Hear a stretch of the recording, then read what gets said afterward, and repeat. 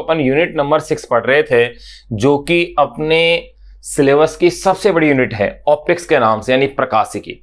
उस प्रकाशिकी जो यूनिट थी, जो कि 56 मार्क्स में से 9 मार्क्स की यूनिट है, उस यूनिट के दो पार्ट थे। एक तो चैप्टर नंबर 11 था किरण प्रकाशिकी के नाम से, और चैप्टर नंबर 12 है वो है अपनी बुक में दिया हुआ प्रकाश की प्रकृति के नाम से। वैसे नाम होना चाहिए था इसका तरंग प्रकाशिकी, लेकिन नाम दे रखा है इसका प्रकाश की प्रकृति के नाम से। ये जो यूनिट सबसे बड़ी है, इसका जो 11वां चैप्टर था वो अपन ने कंप्लीट कर लिया है। अब अपन यूनिट नंबर 6 का 12 नंबर का जो चैप्टर है उसे अपन अब शुरू कर रहे हैं, चैप्टर नंबर 12। ये जो चैप्टर नंबर 12 है, अपनी बुक में इसका नाम दिया हुआ है प्रकाश की प्रकृति, और वैसे नाम होना चाहिए था इसका तरंग प्रकाशिकी, तो अपन बुक वाला ही नाम दे रहे हैं इसे प्रकाश की प्रकृति, नेचर ऑफ लाइट।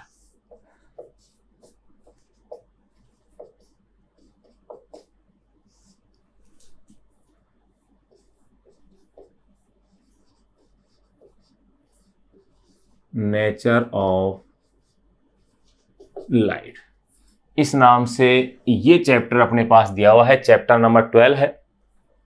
अब देखो प्रकाश की प्रकृति कैसी है, कण है, तरंग है, इस बारे में काफी समय से वैज्ञानिक इस पर डिस्कस करते रहे हैं और काफी मत दिए गए हैं। इनमें से कुछ जो मान्य मत हैं उनकी अपन इसमें सबसे पहले चर्चा करेंगे कि प्रकाश की प्रकृति के संदर्भ में क्या क्या मत दिए गए हैं। तो देखिए, तो अपन यहां लिख लें प्रकाश की प्रकृति, पहले जो चैप्टर में है उसके बारे में जाने,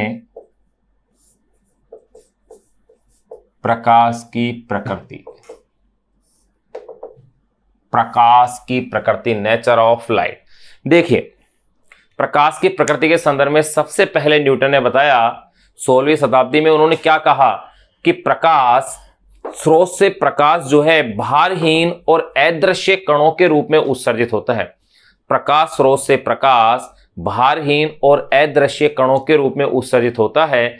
इन कणों को कणिकाएं कहा गया, और इन कणिकाओं का आकार भिन्न भिन्न होने के कारण, इन कणिकाओं का आकार भिन्न भिन्न होने के कारण प्रकाश का रंग भी क्या होता है, भिन्न भिन्न होता है। ये न्यूटन ने कहा। इस सिद्धांत के आधार पर प्रकाश के परावर्तन, अपवर्तन और प्रकाश के ऋजु रेखीय संचरण की व्याख्या की जा सकी, लेकिन प्रकाश के व्यतिकरण, विवर्तन और ध्रुवण की व्याख्या इसकी सहायता से नहीं की जा सकी। ये इसकी असफलता रही। इसके पश्चात नंबर 2 अपन जानेंगे हाइगेन का तरंग सिद्धांत। हाइगेन ने प्रकाश के बारे में यह कहा कि प्रकाश तरंग के रूप में होता है। यह बात इन्होंने सही कही, लेकिन इन्होंने जो बातें गलत कह दी वो ये कह दी कि प्रकाश अनुदैर्ध्य यांत्रिक तरंगें होती हैं। अनुदैर्ध्य यानी लॉन्गिट्यूडिनल मैकेनिकल वेव्स होती है, ये इन्होंने कहा, जो कि गलत था, क्योंकि फ्रेनेल ने यह सिद्ध किया कि जो प्रकाश की जो तरंगें होती हैं वो अनुप्रस्थ प्रकृति की होती हैं। फिर हाइगेन ने यह भी कहा कि इन प्रकाश तरंगों के संचरण के लिए एक प्रत्यास्थ और एक दृढ़ माध्यम की आवश्यकता होती है, जिसे हाइगेन ने ईथर नाम दिया। जबकि वास्तविकता यह है, माइकलसन मोर्ले ने अपने प्रयोगों द्वारा यह सिद्ध किया कि प्रकाश के संचरण हेतु किसी माध्यम की आवश्यकता नहीं होती है, अर्थात प्रकाश का संचरण निर्वात में भी संभव है। यह हाइगेन के सिद्धांत की असफलताएं थी। फिर इसी में देखें, लेकिन हाइगेन के तरंग सिद्धांत से, जो हाइगेन ने कहा कि प्रकाश तरंग के रूप में है, इसके आधार पर प्रकाश के व्यतिकरण और विवर्तन जैसी घटनाओं की व्याख्या की जा सकी, लेकिन प्रकाश के ध्रुवण की व्याख्या करने में यह भी असफल रहा।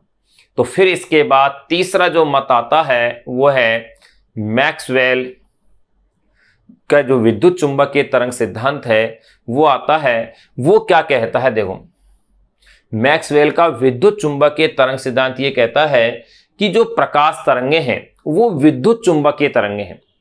प्रकाश तरंगें हैं वो विद्युत चुंबकीय तरंगें हैं, और जिनके संचरण के लिए किसी माध्यम की आवश्यकता नहीं है, यानी वो निर्वात में भी गमन कर सकती हैं। ये मैक्सवेल ने कहा।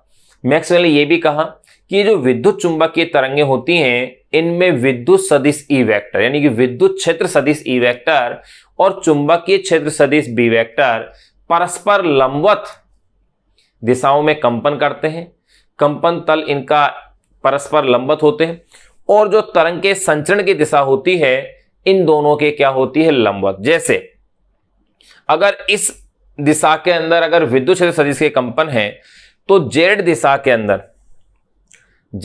चुंबकीय क्षेत्र सदिश के कंपन है तो एक्स दिशा में तरंग का क्या होगा, संचरण होगा।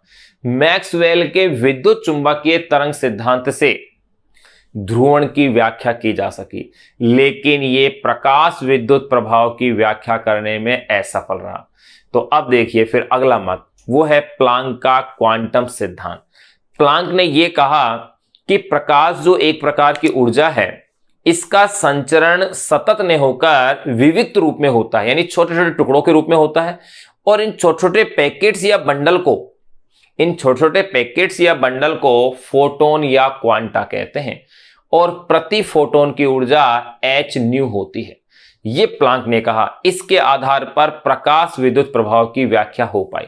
तो इस प्रकार अपन क्या देखते हैं कि प्रकाश की प्रकृति के संदर्भ में अलग अलग समय पर अलग अलग मत दिए गए। किसी ने इसे कण कहा तो किसी ने इसे तरंग कहा। इसका मतलब फिर अपने एक चीज और देखी, कुछ घटनाएं ऐसी थी प्रकाश की जो कि कणीय प्रकृति के आधार पर सिद्ध हो रही थी, और कुछ घटनाएं ऐसी थी प्रकाश की जो कि तरंग प्रकृति के आधार पर क्या हो रही थी, सिद्ध हो रही थी। तो अपन इस प्रकार यूं कह सकते हैं कि प्रकाश में दोनों ही गुण हैं। इसीलिए डी ब्रोगली जो परिकल्पना दी उसके अनुसार उन्होंने ये कहा कि प्रकाश की द्वैत प्रकृति होती है, यानी कि ड्वेल नेचर होती है लाइट की। प्रकाश की जो ड्वेल नेचर होती है उसके अकॉर्डिंग ये होता है कि प्रकाश में कण और तरंग दोनों ही गुण विद्यमान होते हैं। इसी कारण से प्रकाश की जो कुछ घटनाएं हैं वो कणीय सिद्धांतों के आधार पर सिद्ध होती है, और कुछ घटनाएं तरंग सिद्धांत के आधार पर सिद्ध होती है। ये वैज्ञानिक तथ्य हैं जिनको अब अपन नोट करते हैं। लेकिन ध्यान रखें, प्लांक के क्वांटम सिद्धांत के अनुसार उन्होंने फोटोन कहा, लेकिन न्यूटन के कणिका सिद्धांत से इसका कोई संबंध नहीं है। आप उसके साथ इसे लिंक ना करें। तो अब देखिए अपन एक एक सिद्धांत को अपन लिखें। प्रकाश की प्रकृति, तो यूं कह सकते हैं प्रकाश की प्रकृति के संदर्भ में मत।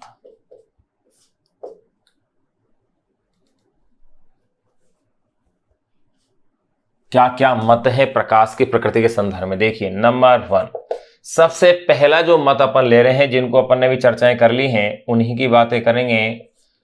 पहला है न्यूटन का कणिका सिद्धांत।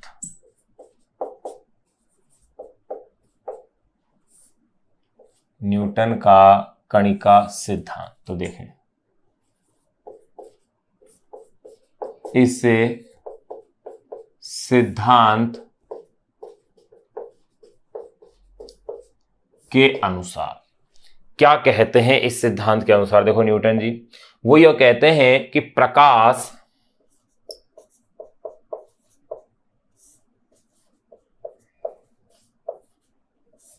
भारहीन तथा अदृश्य कणों का, भारहीन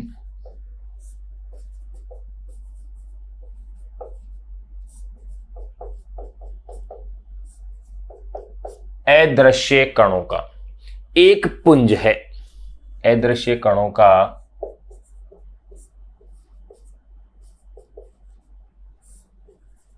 एक पुंज है जिन्हें कणिकाएं कहा जाता है, यानी कॉर्पस्कल्स कहा जाता है, जिन्हें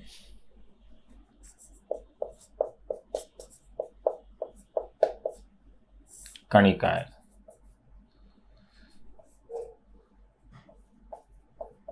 कॉर्पस्कल्स, जिन्हें कणिकाएं कहा जाता है।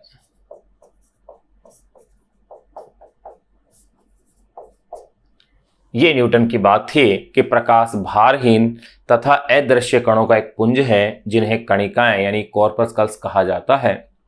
ये कणिकाएं प्रकाश के वेग से एक सरल रेखा में गमन करती हैं।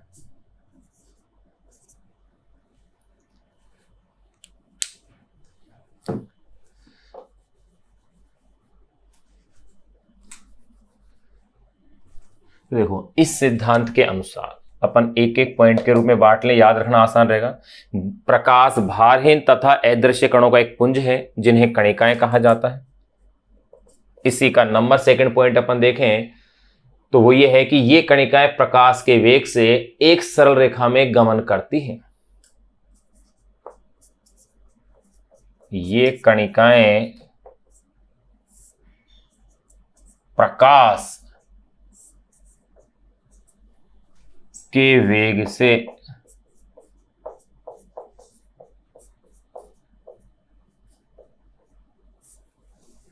एक सरल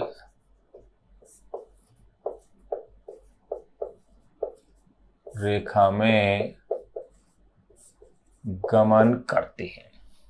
नेक्स्ट पॉइंट इसी सिद्धांत का अगर अपन देखें तो इन्होंने क्या कहा, इन कणिकाओं के भिन्न भिन्न आकार के कारण प्रकाश का रंग भी क्या होता है, भिन्न भिन्न होता है।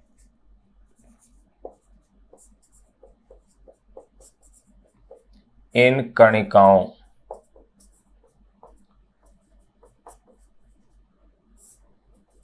के भिन्न भिन्न आकार के कारण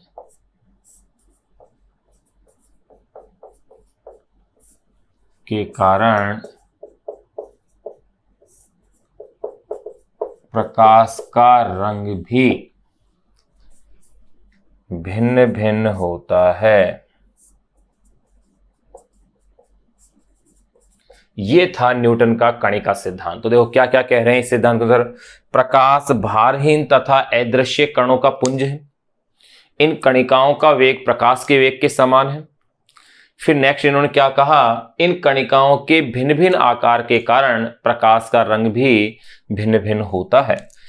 फिर देखिएगा इससे किसकी व्याख्या हो पाई, इससे प्रकाश के परावर्तन, अपवर्तन और ऋजु रेखीय संचरण इत्यादि को समझाया जा सका, परंतु प्रकाश के व्यतिकरण, विवर्तन, ध्रुवण की घटना को नहीं समझाया जा सका। ध्यान रखना, अपन ने परावर्तन पढ़ लिया है प्रकाश का, अपवर्तन पढ़ लिया है, प्रकाश के व्यतिकरण, विवर्तन और ध्रुवण, इन तीन घटनाओं को विस्तार पूर्वक अपन इसी अध्याय में आगे के बिंदुओं में अपन पढ़ेंगे।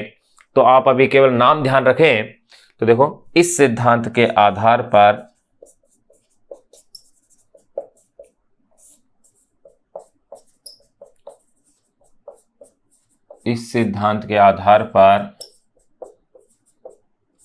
प्रकाश के परावर्तन, अपवर्तन वे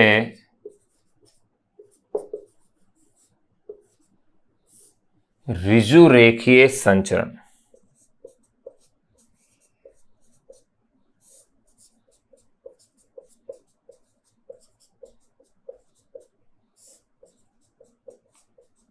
समझाया जा सका। इस सिद्धांत के आधार पर प्रकाश के परावर्तन, अपवर्तन व ऋजु रेखीय संचरण को समझाया जा सका, परंतु यह प्रकाश के व्यतिकरण,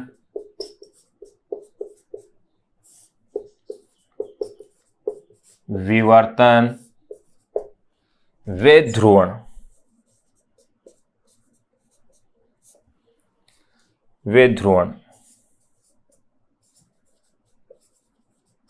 की व्याख्या करने में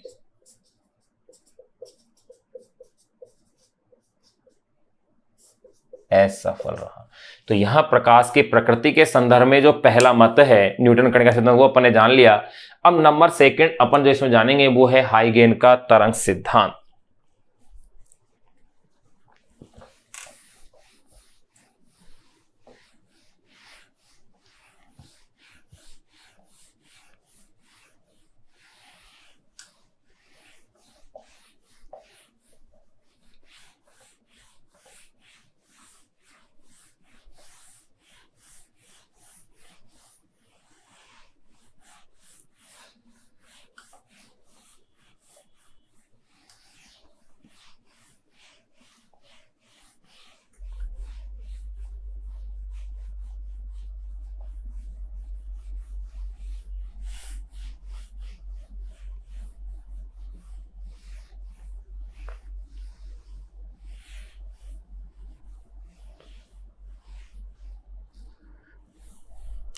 दूसरा जो मत है, नंबर सेकेंड,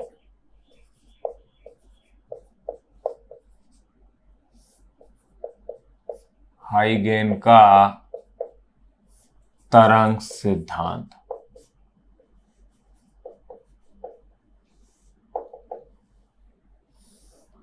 देखिए हाइगेन का तरंग सिद्धांत क्या है, यह भी अपन चर्चा कर चुके हैं कि इसके अनुसार प्रकाश तरंग के रूप में होता है, लेकिन हाइगेन ने इन तरंगों को कैसा कहा, अनुदैर्ध्य और यांत्रिक तरंग कहा, और ये कहा इनके संचरण के लिए एक दृढ़ और प्रत्यास्थ माध्यम जरूरी होता है जिसे इन्होंने ईथर कहा, जबकि प्रकाश के संचरण हेतु किसी माध्यम की आवश्यकता होती ही नहीं है, और प्रकाश की तरंगें अनुप्रस्थ प्रकृति की होती है, न कि अनुदैर्ध्य प्रकृति की। तो देखो हाइगेन का तरंग सिद्धांत,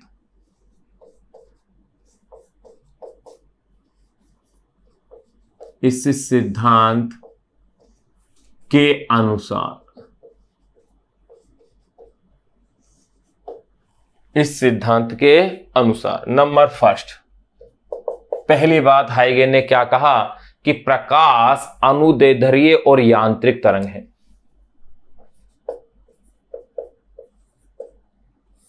कि प्रकाश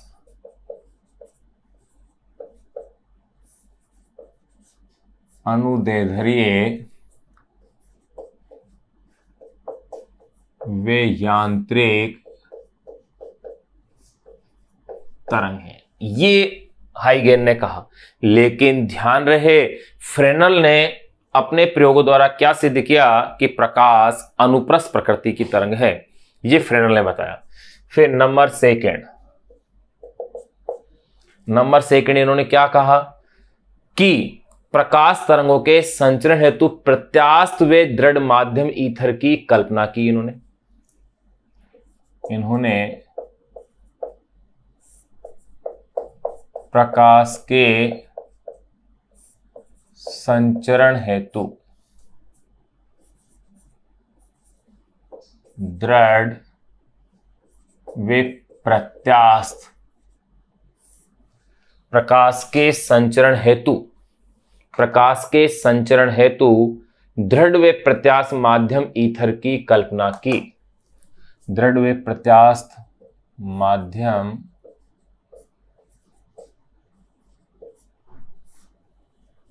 ईथर की इन्होंने क्या की, कल्पना की। ये 2 पॉइंट इन्होंने इसके बारे में बताया। लेकिन देखो अपन क्या जानते हैं इसके बारे में, ये लिख लें, अपन यहीं लिख लेते हैं अलग से कि इन दोनों ही पॉइंटों का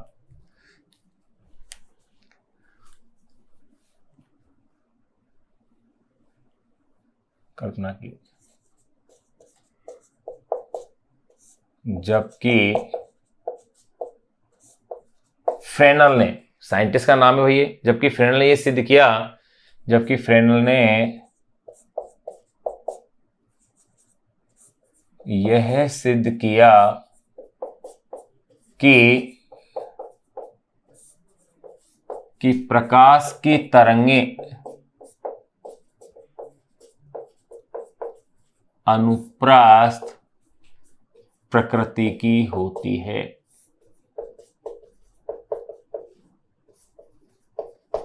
कि प्रकाश तरंगें अनुप्रस्थ प्रकृति की होती है एवं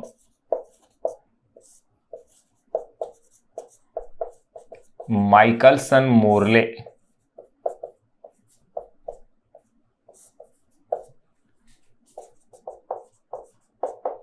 ने अपने प्रयोग द्वारा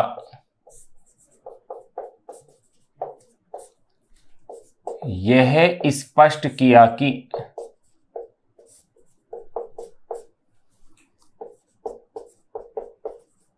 प्रकाश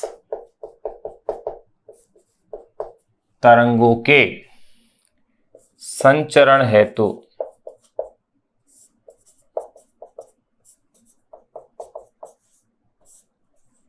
किसी माध्यम की आवश्यकता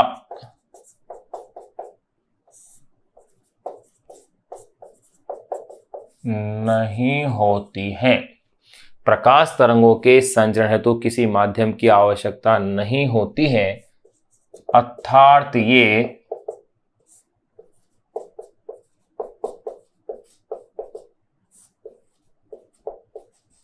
निर्वात में भी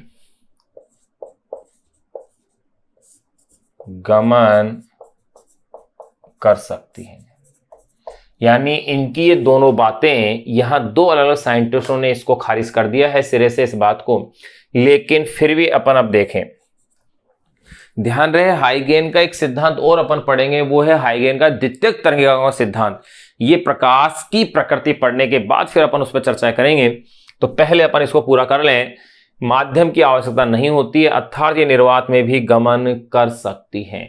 फिर इस सिद्धांत के आधार पर प्रकाश के व्यतिकरण और विवर्तन की व्याख्या की जा सकी, परंतु ध्रुवण को समझाने में क्या रहा, असफल। देखो इस सिद्धांत से प्रकाश के व्यतिकरण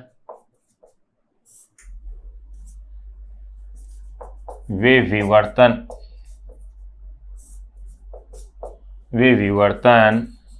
की व्याख्या की जा सकी, परंतु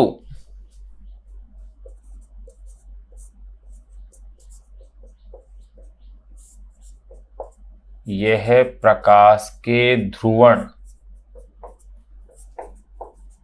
को समझाने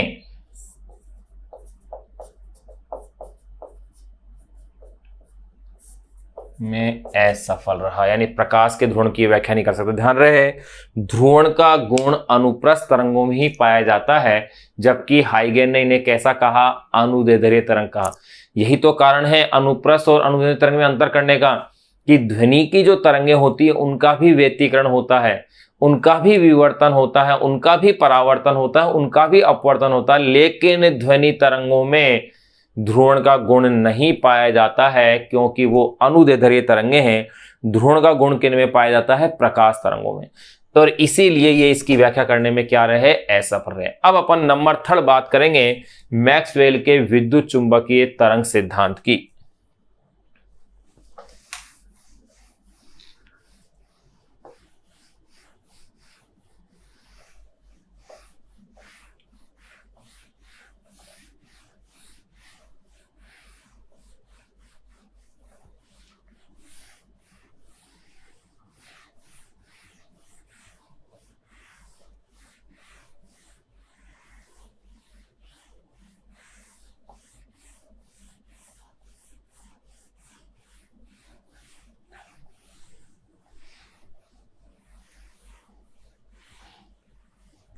नेक्स्ट नंबर 3 अपन जो इसमें जान रहे हैं वो है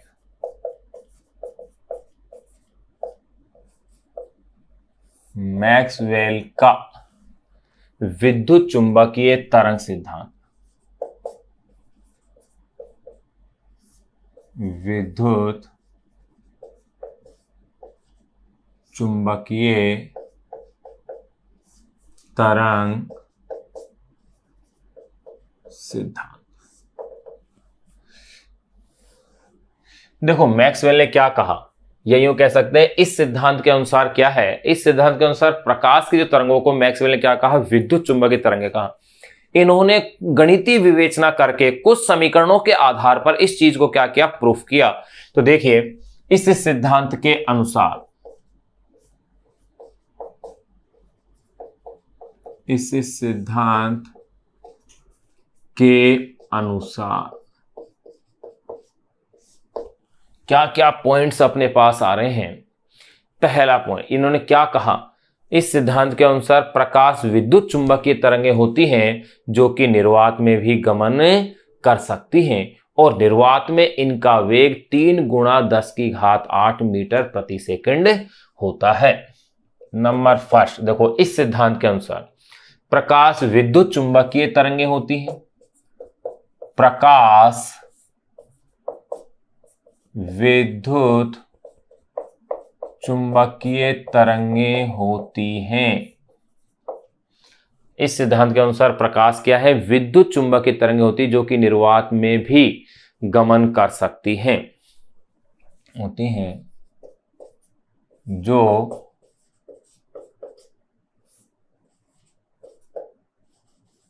निर्वात में भी गमन कर सकती हैं, यानी इनके संचरण के लिए किसी माध्यम की आवश्यकता नहीं होती है। प्रकाश विद्युत चुंबकीय तरंगें होती है जो निर्वात में भी गमन कर सकती हैं। इसी पॉइंट में लिख लेते हैं, निर्वात में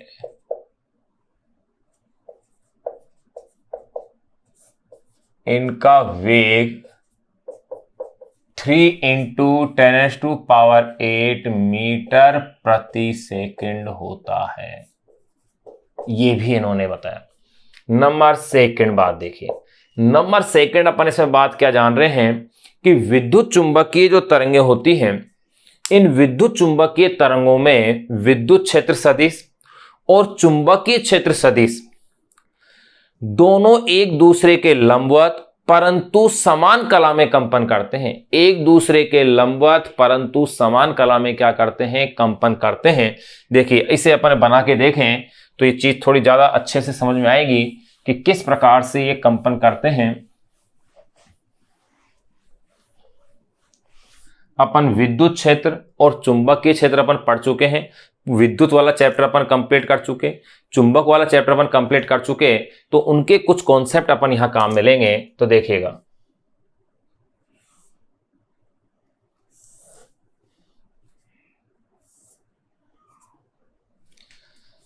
एक्स, वाई और जेड ये मूल बिंदु। तो देखिए अगर मैं ये मान लूं कि विद्युत क्षेत्र सदिश, मैंने क्या कहा अभी कि विद्युत क्षेत्र सदिश और चुंबकीय क्षेत्र सदिश परस्पर लंबवत लेकिन समान कला में क्या करते हैं, कंपन करते हैं। विद्युत चुंबकीय तरंगों में, फिर से बोल रहा हूं, विद्युत चुंबकीय तरंगों में विद्युत क्षेत्र सदिश तथा चुंबकीय क्षेत्र सदिश एक दूसरे के लंबवत यानी परस्पर लंबवत तथा तरंग संचरण तथा समान कला में क्या करते हैं, कंपन करते हैं। और तरंग का जो संचरण होता है इन दोनों सदिशों के क्या होता है, लंबवत दिशा में होता है। अब देखिएगा इसमें अगर मैं बात करता हूं, जैसे मैंने मान लिया कि विद्युत क्षेत्र ये रहा,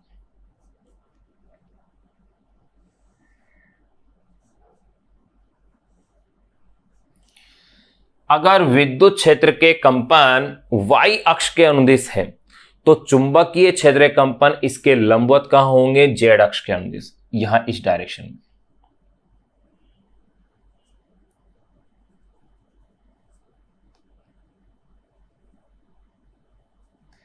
इस तरह से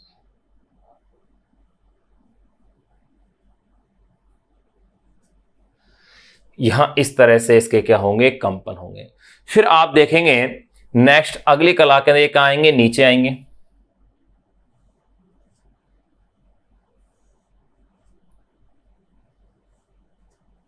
अगर विद्युत क्षेत्र सदिश के कंपन अगर इस अक्ष के अनुदिश होते हैं -y में, तो इस b के कंपन भी z में तो होंगे, लेकिन अब डायरेक्शन पहले z की अब ये थी, अब डायरेक्शन z की क्या हो जाएगी, वो हो जाएगी। यानी कि अब इसके जो कंपन होंगे वो डायरेक्शन इसकी चेंज हो जाएगी चुंबकीय क्षेत्र सदिश की, ये इस तरह से।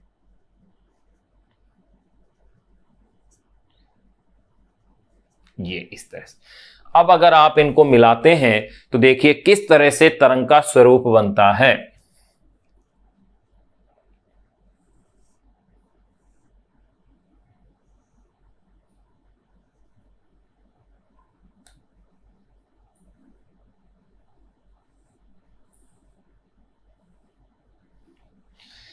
यहां इस तरह से ये विद्युत क्षेत्र सदिश के लिए अपने पास स्वरूप आता है। अगर चुंबकीय क्षेत्र को मिलाते हैं तब देखिएगा,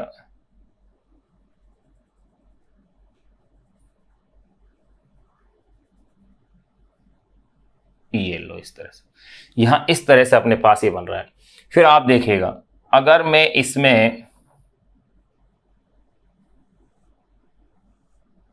अब अगर मैं विद्युत क्षेत्र सदिश को लेता हूं तो देखिए विद्युत क्षेत्र सदिश अब कैसे आएगा, वापिस से फिर ऊपर की ओर,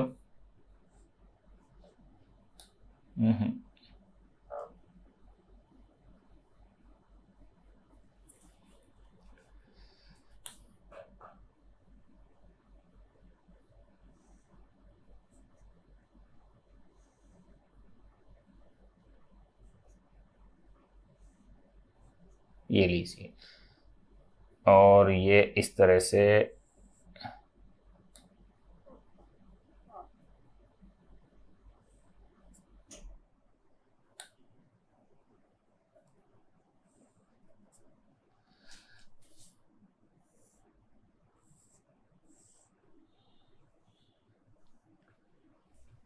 यूं आएगा, और चुंबकीय क्षेत्र सदिश फिर इसी डायरेक्शन में यूं,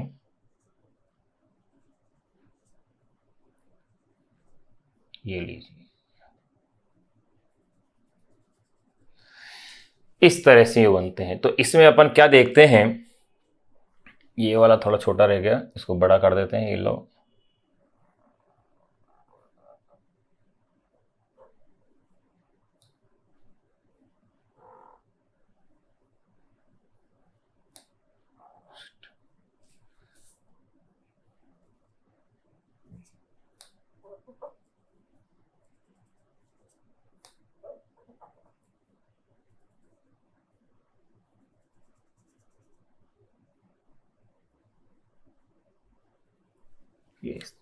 तो यहां अपन क्या देखते हैं, इस एक्स अक्ष के अनुदिश इसके संचरण की दिशा हो जाएगी यानी कि सी की। तो ये तो हो गया है, ई को शो करेगा, ये फिर बी, और फिर ये ई, विद्युत क्षेत्र सदिश, चुंबक क्षेत्र सदिश, विद्युत क्षेत्र सदिश। फिर यहां पर चुंबकीय क्षेत्र सदिश, विद्युत क्षेत्र सदिश, चुंबकीय क्षेत्र सदिश। यानी कि आप क्या देख रहे हैं, विद्युत क्षेत्र सदिश और चुंबकीय क्षेत्र सदिश एक दूसरे के लंबवत परंतु समान कला में क्या कर रहे हैं, ये कंपन कर रहे हैं। एक दूसरे के लंबवत तो हैं लेकिन समान कला में क्या कर रहे हैं, कंपन कर रहे हैं। और इनके संचरण की जो दिशा है, तरंग के संचरण की दिशा, वो है ई और बी के लंबवत, यानी ई क्रॉस बी के अकॉर्डिंग है, ई क्रॉस बी। तो देखो इस पॉइंट को भी अपन लिख लेते हैं कि अब ये जो चित्र में अपन ने बनाया है उसके अकॉर्डिंग अपन इस चीज को लिखें। तो देखो इस सिद्धांत के अनुसार प्रकाश विद्युत चुंबकीय तरंगें होती हैं जो निर्वात में भी गमन कर सकती हैं, और निर्वात में इनका वेग और निर्वात में इनका वेग 3 × 10⁸ मीटर प्रति सेकंड होता है। नंबर सेकंड पॉइंट आप देखें, इन तरंगों में जो आपने इस चित्र में बनाया है वही चीज लिख रहे हैं। इन तरंगों में विद्युत क्षेत्र सदिश, इन तरंगों में विद्युत क्षेत्र सदिश तथा चुंबकीय क्षेत्र सदिश तथा चुंबकीय क्षेत्र सदिश, विद्युत क्षेत्र सदिश तथा चुंबक क्षेत्र सदिश एक दूसरे के लंबवत, एक दूसरे के लंबवत परंतु एक दूसरे के लंबवत परंतु समान कला में कंपन करते हैं, परंतु समान कला में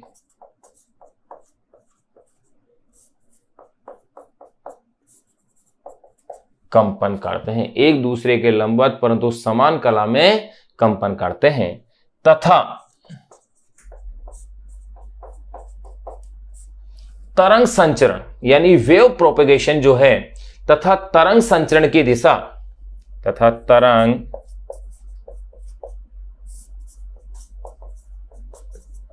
संचरण की दिशा इन दोनों सदिशों के लंबवत, तथा तरंग संचरण की दिशा इन दोनों सदिशों के लंबवत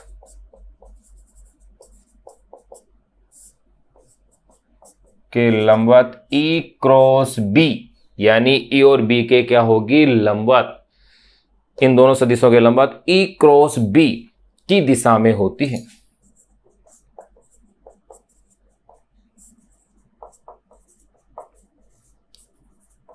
दिशा में होती है। और बिल्कुल यही हो रहा है। देखो, अगर वाई दिशा के अंदर अगर ई के कंपन हो रहे हैं तो जेड दिशा में किसके कंपन हो रहे हैं? बी के। इसके अंदर अगर बी के कंपन हो रहे हैं तो आप क्या देख रहे हैं? संचरण क्या हो रहा है? एक्स दिशा में। ये संचरण यानी कि सी क्या है? प्रकाश के वेग को दर्शा रहे हैं अपन। तो अब देखिएगा, ये जो सिद्धांत था मैक्सवेल का विद्युत चुंबकीय तरंग सिद्धांत, ये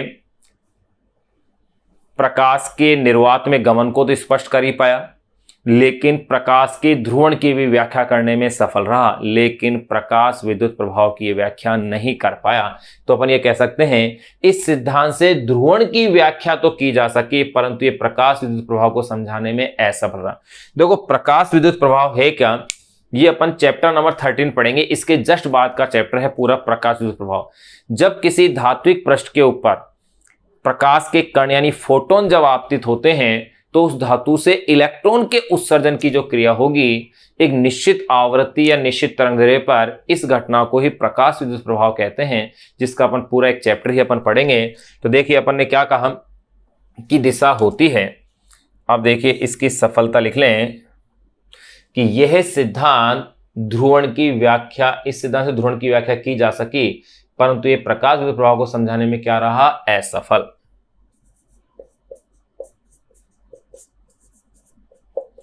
इस सिद्धांत से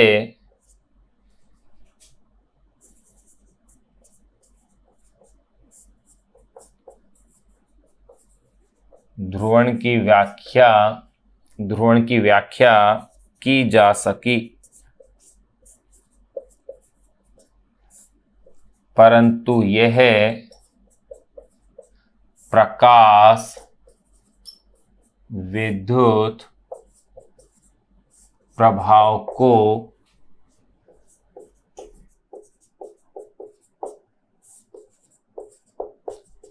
समझाने में असफल रहा।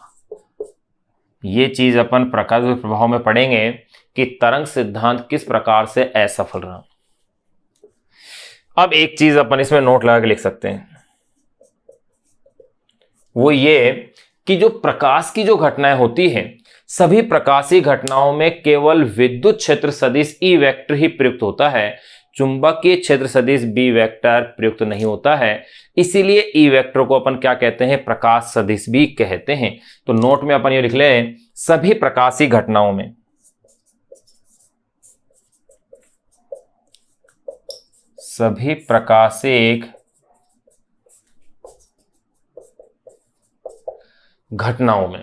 जो भी प्रकाशीय घटनाएं हो रही हैं प्रकाश के द्वारा, सभी प्रकाशीय घटनाओं में केवल विद्युत क्षेत्र सदिश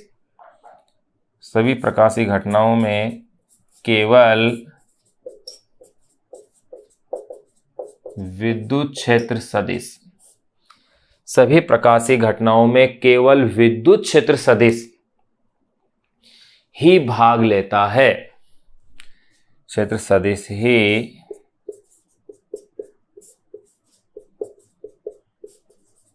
भाग लेता है, चुंबकीय क्षेत्र सदिश नहीं लेता है भाग। परंतु यूं कह सकते हैं चुंबकीय क्षेत्र सदिश भाग नहीं लेता है। सभी प्रकाशीय घटनाओं में केवल विद्युत क्षेत्र सदिश ही भाग लेता है, चुंबकीय क्षेत्र सदिश नहीं। यही कारण है कि विद्युत क्षेत्र सदिश को प्रकाशिक सदिश भी कहा जाता है। यही कारण है कि विद्युत क्षेत्र सदिश को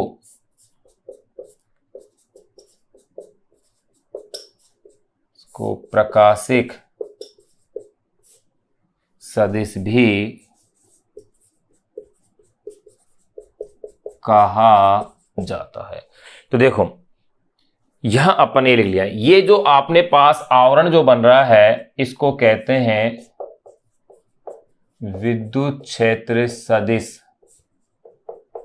का आवरण, और ये जो बन जाएगा ये है चुंबकीय क्षेत्र सदिश का आवरण। ये लीजिए। तो अपन ने तीसरा जो मत था वो था मैक्सवेल का विद्युत चुंबकीय तरंग सिद्धांत। इसमें अपन ने क्या देखा कि प्रकाश विद्युत चुंबकीय तरंगे हैं जिनका निर्वात में गमन संभव होता है। इनमें विद्युत क्षेत्र और चुंबकीय क्षेत्र होते हैं जो लंबवत होते हैं, लेकिन समान कला में क्या करते हैं, कंपन करते हैं, और तरंग का संचरण इन दोनों के क्या होता है, लंबवत होता है। इसके द्वारा प्रकाश के व्यतिकरण और विवर्तन की सफलतापूर्वक व्याख्या इसके द्वारा प्रकाश के ध्रुवण की व्याख्या की जा सकी, लेकिन ये प्रकाश विद्युत प्रभाव को समझाने में क्या रहा, असफल। अब अपन पढ़ेंगे प्लांक का क्वांटम सिद्धांत नंबर 4।